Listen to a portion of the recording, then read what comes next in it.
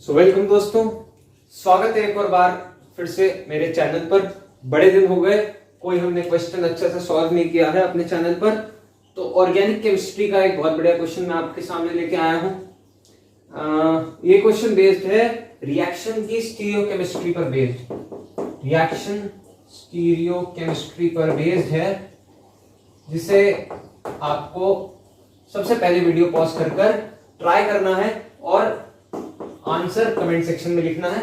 उसके बाद इस वीडियो को फिर से रिप्ले करके देखना है। तो सबसे पहली बात तो ऐसे क्वेश्चंस हमें बहुत कम मिलते हैं जहां पर स्टीरियोकेमिस्ट्री पर ज्यादा ध्यान दिया जाता है, लेकिन आज मैं आपको इसकी रिएक्शन की स्टीरियोकेमिस्ट्री का पूरा कंसेप्ट क्लियर करने की कोशिश करूंगा। तो सबसे पहले खुद ट्राई कीजिए, मैं हट जाता हूं और स्क्रीनशॉट लेना है वो ले लीजिए, फिर मैं स्टार्ट करूंगा। तो ठीक है, मैं स्टार्ट करता हूं। ठीक है, पहले रिएक्शन को पहचानना होता है। चार ऑप्शन दे रखे हैं। पूछा है कि considering the stereochemistry of this reaction which of the following statements are correct. चारों स्टेटमेंट को हमें देखना है। सबसे पहले हमारे को रिएक्शन पे ध्यान देना है। रिएक्शन हो रही है CH3OH मीथेनॉल के साथ।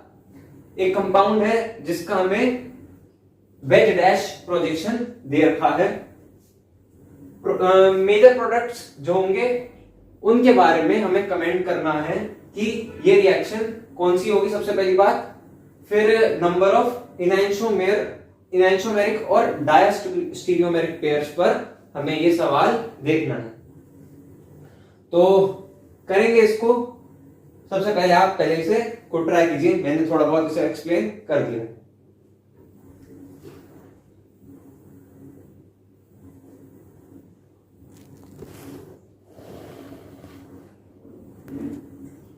हाँ, तो चलिए स्टार्ट करते हैं।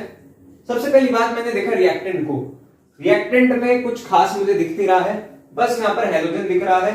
साथ ही अगर मैं इसके डैश स्ट्रक्चर पे जाऊं तो यहां पर डैश में मिथाइल है, और यहां पर अगर कुछ दे नहीं रखा हो तो मैं यहां पर डैश में हाइड्रोजन मानूंगा।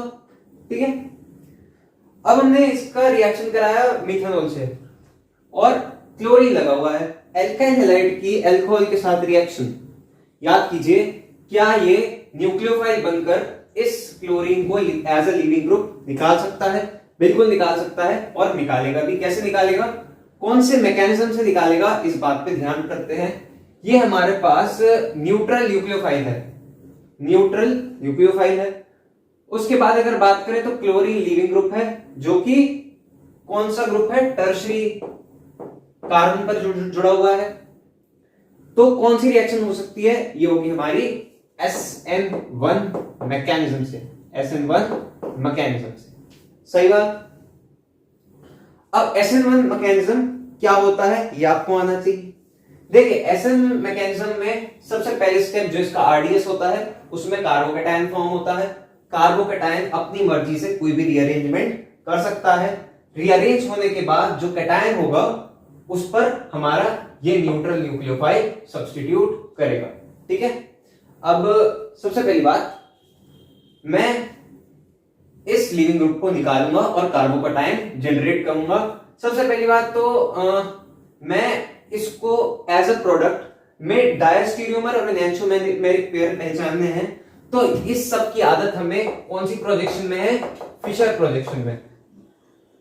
तो सबसे पहले मैं इस क्वेश्चन को कन्वर्ट करूंगा फिशर में, फिर मैं आगे प्रोसीड करूंगा। अगर आप चाहेंगे तो मैं दोनों में करवा सकता हूं। चलिए दोनों में करते हैं। तो सबसे पहले इसमें देखते हैं, हमारे पास है PH, इधर है वेज में Me, डैश में H, कार्बन दूसरा है ये, और ये डैश में Me, और नीचे है Cl। मैं इस Cl को एज अ लिविंग ग्रुप निकाल देता हूं और इस कार्बन पर इलेक्ट्रोफाइल जनरेट करवा देता हूं। ठीक है, अब इस कार्बन पर इलेक्ट्रोफाइल ध्यान से देखिए जनरेट हो चुका है। अब इलेक्ट्रोफाइल जनरेट होने के बाद ध्यान दीजिए कि ये हमारा सेकेंडरी कार्बन है जिस पर कैटायन है। अगर मैं इसका H शिफ्ट करवाऊं तो ये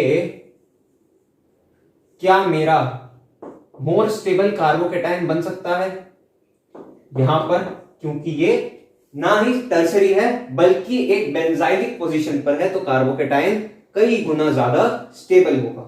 ठीक है, अब हमने तो डायरेक्ट करवा दिया, पर इसके एक खास बात अब हम भूल चुके हैं, जो कि मैं अभी आपको आगे बताता हूं। फिलहाल हम सिंपल रखने के लिए अभी मैं आपको कार्बोकेटाइन यहीं पे बनाए रखता हूं।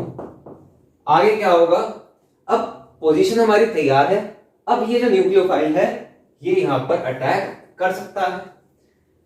अब बात आती है स्टीरियोकेमिस्ट्री की, जो हम अब से शुरू करते हैं। देखिए यहां पर था सबसे पहले कार्बोकेटाइन, हमने कराया एच शिफ्ट। देखिए जब भी आपका कोई कार्बोकेटाइन बनता है वो एक प्लेन में होता है। मान लीजिए ये कोई कार्बोकेटाइन है, ये एक प्लेन में है। जब हम यहां से एच शिफ्ट करा रहे हैं जो कि डैश पोजीशन पे है, जो कि डैश पोजीशन पर है, तो ये डैश पोजीशन से उठकर ऊपर से भी अटैक कर सकता है। इस इलेक्ट्रोफाइल जो एक प्लेन में है उसके ऊपर से भी अटैक कर सकता है, उसके नीचे से भी अटैक कर सकता है, जिसकी वजह से दो पॉसिबिलिटी हो सकती है इसकी स्टीरियोकेमिस्ट्री को कंसिडर करते हुए, और दो टाइप के कॉन्फ़िगरेशन बन सकते हैं इसी कायरल कार्बन पर। और H या तो ऊपर से भी आ सकता है और H या तो नीचे से भी आ सकता है। इसलिए मैं इस कार्बन को कायरल बोल देता हूं और इसकी R और S दो कॉन्फ़िगरेशन होगी H शिफ्ट होने के बाद, ये लिख देता हूं। अब क्योंकि इसके बाद हमारा कार्बोकेटाइन तैयार है, अब न्यूक्लियोफाइल भी सब्स्टिट्यूट करना है। फिर से एक और बार ये जो स्ट्रक्चर बन रही है ये एक ही प्लेन में बन रही है। अब फिर से जो CH3OH न्यूक्लियोफाइल, न्यूट्रल न्यूक्लियोफाइल आएगा, ये फिर से ऊपर के प्लेन से भी आ सकता है, फिर से ये नीचे के प्लेन से भी आ सकता है। फिर से दो पॉसिबिलिटीज। तो इस कायरल कार्बन पर जब सब्स्टिट्यूट होगा न्यूक्लियोफाइल तो अब भी ये दो प्रोडक्ट बनाएगा। ये भी कायरल कार्बन R और S कॉन्फ़िगरेशन, और यहां पर फिर से जब जुड़ेगा हमारा, मैं इसको वेज डैश सब कुछ हटा देता हूं, मैं सिंपल एक कंपाउंड बना देता हूं जिस पर पीएच है, मिथाइल है, न्यूक्लियोफाइल सब्स्टिट्यूट करेगा OCH3, साथ ही साथ इस पोजीशन पर MEB था और ये भी कायरल बन गया, ये भी कायरल है। दो पॉसिबिलिटीज, इसकी भी दो पॉसिबिलिटीज। ये बात यहां तक आपको समझ में आ जानी चाहिए। ठीक है, आगे बढ़ते हैं। दो कायरल सेंटर आ चुके हैं। अब अगर मैं बताऊं तो नंबर ऑफ प्रोडक्ट्स कितने होंगे कंसिडरिंग स्टीरियोकेमिस्ट्री, ये बताइए सर। देखिए ये जो हमने प्रोडक्ट्स बनाए हैं ये सारे ही मेजर प्रोडक्ट हैं, क्योंकि सारे ही मोस्ट स्टेबल कैटायनिक फॉर्म से आए हैं, तो मेजर तो ये सारे ही हैं। लेकिन ये मेजर में कितने प्रोडक्ट्स हैं कंसिडरिंग स्टीरियोकेमिस्ट्री, ये हमें देखना है। तो दो कायरल सेंटर है, दो कायरल सेंटर है, तो अगर आपको फॉर्मूला याद हो तो 2 की पावर 2 से नंबर ऑफ प्रोडक्ट्स आ जाएंगे 4, नंबर ऑफ प्रोडक्ट्स आ जाएंगे 4। ये आपने सुना हुआ होगा। वरना दोनों कॉन्फ़िगरेशन अगर R हो तो एक कंपाउंड, दोनों कॉन्फ़िगरेशन S हो तो फिर से एक कंपाउंड, एक S हो दूसरा R हो, या फिर पहला R हो दूसरा S हो, तो 4 कंपाउंड्स बन सकते हैं जो मेजर होंगे इस रिएक्शन में। सही बात। अब हमें देखना है कि ऑप्शंस को। सबसे पहली बात तो क्या ये SN2 रिएक्शन है? कतई नहीं, ये SN1 रिएक्शन है, क्योंकि हमने देखा न्यूट्रल न्यूक्लियोफाइल है, साथ ही साथ लीविंग ग्रुप टर्शियरी कार्बन्स निकलेगा, तो हमने इसका रिएक्शन को बोला SN1 मैकेनिज्म से। ठीक है, अब नंबर ऑफ एनैंटियोमेरिक और डायस्टीरियोमेरिक पेयर हमें बताने हैं। टोटल नंबर ऑफ कंपाउंड्स हमारे पास 4। अब मैं इसको आपको वैसे भी बता सकता हूं डायरेक्ट, लेकिन अगर हम इसकी फिशर प्रोजेक्शन में जाना चाहें तो बहुत आसानी से हम निकाल सकते हैं और अच्छा सा हमारा कुछ सीखने को भी मिलेगा। तो आगे बढ़ते हैं और मैं इनकी फिशर प्रोजेक्शन बनाता हूं। तो एक मिनट रुकिए जरा। हाँ, तो अब इस रिएक्शन के हम प्रोडक्ट्स का फिशर प्रोजेक्शन बनाएंगे। देखिए हमारे पास 4 प्रोडक्ट आए थे, तो फाइनल कंपाउंड हमारे पास क्या था। मैं सबसे पहले तो सिंपल स्ट्रक्चर फाइनल कंपाउंड का बनाऊंगा। यहाँ पीएच था, यहाँ एमई था, यहाँ पर था C2H5, फिर यहाँ पर भी एमई, यहाँ पर हमारा OCH3 आया था इस जगह। ये कंपाउंड भी, सॉरी ये कार्बन भी कायरल था, ये कार्बन ये भी था। इसकी 2 कॉन्फ़िगरेशन थी, इसकी 2 कॉन्फ़िगरेशन थी। कुल मिलाकर 4 प्रोडक्ट्स का एनैंटियोमेरिक का स्ट्रक्चर तो मैं खड़ा ही कर दूं। सबसे पहली बात आते हैं, हमने जो रीअरेंजमेंट करवाया था।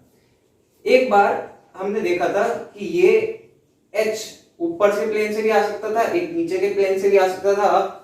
तो नीचे वाले कार्बन पर मैं C2H5 को क्या फिक्स कर दूं, क्योंकि ये बड़ा ग्रुप है, तो मैंने इसको फिक्स कर दिया। उसके बाद H और Me एक दूसरे की पोजीशन इंटरचेंज कर सकते हैं, क्योंकि H एक बार ऊपर के प्लेन से भी अटैक कर रहा होगा, एक बार नीचे के प्लेन से भी। हाँ ठीक है, नीचे वाले कायरल कार्बन का काम हो गया। अब ऊपर वाले पे आते हैं। अब क्योंकि ये कार्बन हमारी कॉन्फ़िगरेशन बन चुकी है, आगे बढ़ते हैं।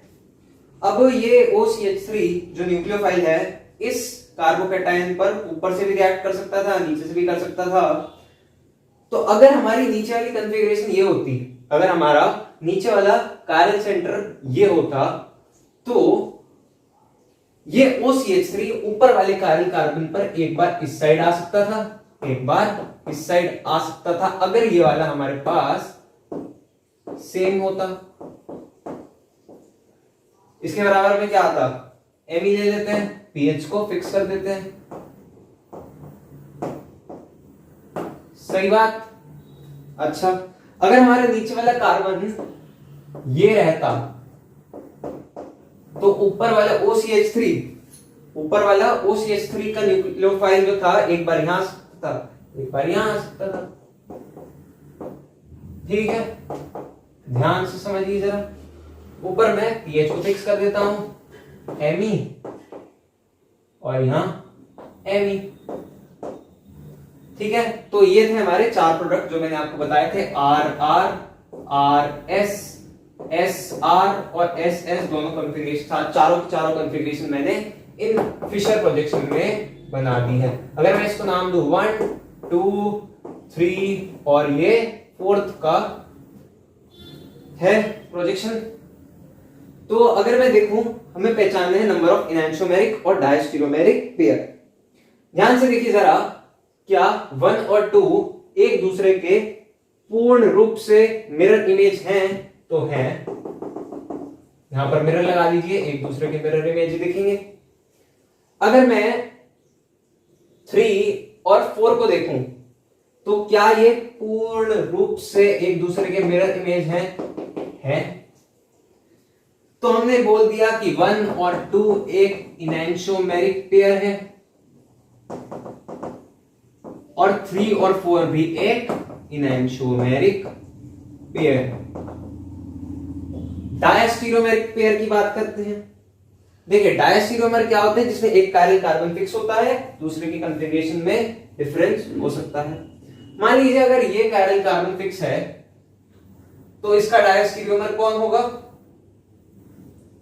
ये कायरल कार्बन हमारा फिक्स है, तो इसका डायस्टीरियोमर, जिसमें नीचे वाला ग्रुप से चेंज है, तो 1 और 4 हमारा एक डायस्टीरियोमर हुआ। ऐसी अगर मैं 2 को फिक्स करूं, इस वाले कायरल कार्बन को फिक्स कर दूं, तो ये और ये भी एक डायस्टीरियोमर हुए। अगर मैं नीचे वाले कायरल कार्बन को देखूं, अगर मैं ये फिक्स कर दूं, तो इसके जैसा कौन सा ऊपर वाला चेंज होगा? तो ये और ये भी डायस्टीरियोमर है। अगर मैं इसको ये वाले कार्बन को फिक्स कर दूं, तो ये और ये भी डायस्टीरियोमर है। तो कुल मिलाकर मेरे पास 4 डायस्टीरियोमेरिक पेयर आ चुके हैं। तो कुल मिलाकर रिएक्शन की स्टीरियोकेमिस्ट्री की अगर बात करें, तो नंबर ऑफ एनैंटियोमेरिक पेयर फॉर्म हमारे पास 2 हुए हैं, 1 2 और 3 4 डायस्टीरोमेरिक पेयर एक कार्बन को फिक्स करके आप देख सकते हैं। तो कुल मिलाकर मैंने आपको 4 पॉसिबिलिटी बताई थी इसकी। तो नंबर ऑफ डायस्टीरोमेरिक पेयर आर 4, तो ऑप्शन नंबर सी ये हो गया कुल मिलाकर। और बी और सी इसके राइट आंसर हैं। अगर आपने ये आंसर कमेंट सेक्शन में लिखा था तो कॉन्ग्रेचुलेशंस, आपका आंसर सही। रिएक्शन की स्टीरियोकेमिस्ट्री में इससे ज्यादा और कुछ है नहीं। हमारे पास कार्बोकेटाइन बना था, हमने पहचानी SN1 रिएक्शन है, कार्बोकेटाइन बना, H शिफ्ट कराया, उसमें 2 पॉसिबिलिटीज आई स्टीरियोकेमिस्ट्री को कंसीडर करते हुए। फिर हमने न्यूक्लियोफाइल का अटैक करवाया, उसकी 2 पॉसिबिलिटीज आई। हमने दोनों चीजों को कंसीडर कर 4 कंपाउंड्स बनाए, उनकी फिशर प्रोजेक्शन बनाए। उसके बाद हमने कंपेयर करा कि इनका इनैंशियोमर और डायस्टीरोमर कौन कौन सा होगा। आंसर हमारा बी और सी आ चुका है।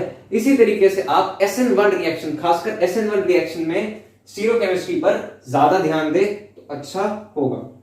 ठीक है, तो इसी चीज के साथ क्वेश्चन को बंद करते हैं, वीडियो को कंक्लूड करते हैं। And thank you very much, आपने इस वीडियो को पूरा देखा। पसंद आया हो तो जरूर मुझे कमेंट सेक्शन में बताइएगा। Thank you very much.